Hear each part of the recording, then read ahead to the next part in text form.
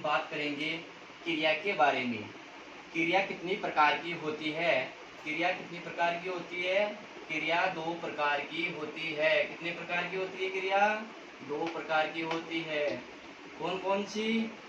आकर्मक क्रिया और सकर्मक क्रिया। अपन बात करते हैं आकर्मक क्रिया। आकर्मक क्रिया किसे कहते हैं? आकर्मक क्रिया की बात की जाए, जब क्रिया के साथ कर्म नहीं होता है और कर्म के होने की कोई संभावना नहीं होती है तो उस क्रिया को आकर्मक क्रिया कहते हैं। आकर्मक क्रिया कहते हैं। मित्रों, समझ में आया मैं क्या बोल रहा हूँ? जब क्रिया के साथ में कर्म नहीं होता है और कर्म के होने की कोई संभावना भी नहीं होती है, उस क्रिया को आकर्मक क्रिया कहते हैं। जैसे एग्जाम्पल की अपन बात करें तो ऐसे ऐसे क्वेश्चन आते हैं हमारे: उड़ना, उठना, बैठना, जागना, सोना, टहलना, दौड़ना, मुस्कुराना, हंसना, रोना, उछलना, कूदना, नाचना, तैरना, भागना इत्यादि इत्यादि ऐसे शब्द आए तो उस क्रिया में क्या होगा? आकर्मक क्रिया। जैसे एग्जाम्पल की बात करते हैं, पक्षी आकाश में उड़ रहे हैं। कौन उड़ रहे हैं? पक्षी। आकाश में कौन उड़ रहा है? पक्षी उड़ रहे हैं। उड़ रहे हैं क्रिया है। कौन उड़ रहे हैं? कर्ता है। इसमें क्या नहीं है? बोला था कर्ता के साथ कर्म नहीं होता, इसमें कर्म नहीं है। किसमें? आकाश तो नहीं उड़ सकता, पक्षी तो उड़ सकता है, इसमें तो क्रिया है, ये करता है। आकाश कौन है? इसमें कर्म नहीं है, इस कारण क्या हो गया? पक्षी आकाश में उड़ रहे हैं। कौन सी क्रिया हो गई? आकर्मक क्रिया। अध्यापक कमरे में टहल रहा है। मैंने बोला था मुस्कुराना, टहलना, इसमें टहलना आया तो टहलना कौन सी क्रिया हो गई? आकर्मक क्रिया। छात्र कमरे में बैठे हैं। छात्र कमरे में बैठे हैं। बैठे हैं क्रिया हो गई। छात्र क्या हो गए? छात्र क्या हो गए? कर्ता हो गए। छात्र क्या हो गए? कर्ता हो गए। पर कमरे में, इसमें कर्म नहीं है, इस कारण कौन सी क्रिया हो गई? आकर्मक क्रिया।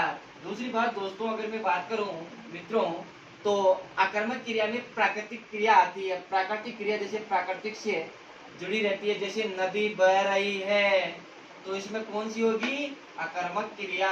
अब अपन दूसरी क्रिया की बात करते हैं, सकर्मक क्रिया। सकर्मक क्रिया क्या होती है विद्यार्थियों? यदि क्रिया के साथ एक ही कर्म हो तो एक ही क्रिया अकर्मक होती है। ये तो मित्रों अकर्मक क्रिया है। अकर्मक क्रिया तो ये होती है। दूसरी बात होती है सकर्मक क्रिया की बात बता रहा हूं मैं। तथा दो कर्म होने पर क्रिया विकम्बर होती है। विकम्बरमक होती है। सकर्मक क्रिया की अपन बात करेंगे। सकर्मक क्रिया किसे कहते हैं? जब क्रिया के साथ कर्म होता है या कर्म होने की संभावना होती है तो उस क्रिया को सकर्मक क्रिया कहते हैं। इंपोर्टेंट है सकर्मक क्रिया। जब क्रिया के साथ कर्म होता है, इसके साथ क्या होगा? कर्म होगा। क्या होगा? कर्म। और कर्म की होने की संभावना होती है। किसकी संभावना होती है? कर्म की होने की संभावना।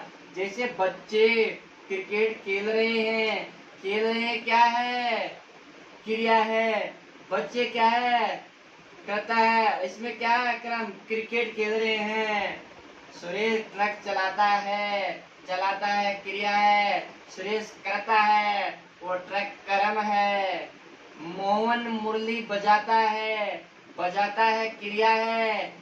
मोहन करता है और मुरली क्या है? इसमें कर्म है। छात्र क्रिया पढ़ा रहे हैं। क्रिया पढ़ा रहे हैं। पढ़ा रहे हैं, ये क्या है? क्रिया है। क्या पढ़ा रहे हैं? छात्र। ये भी कौन सी क्रिया है? सकर्मक क्रिया। मित्रों, अगले टॉपिक में अपन फिर पढ़ेंगे परिणात्मक क्रिया और बहुत सारी अभी क्रिया है बाकी है, अगले चैप्टर में हम पढ़ेंगे। और मित्रों, इस चैनल को सब्सक्राइब और लाइक करें, ज्यादा से ज्यादा इसको सब्सक्राइब करें। यही है मित्रों। जय हिंद, जय भारत।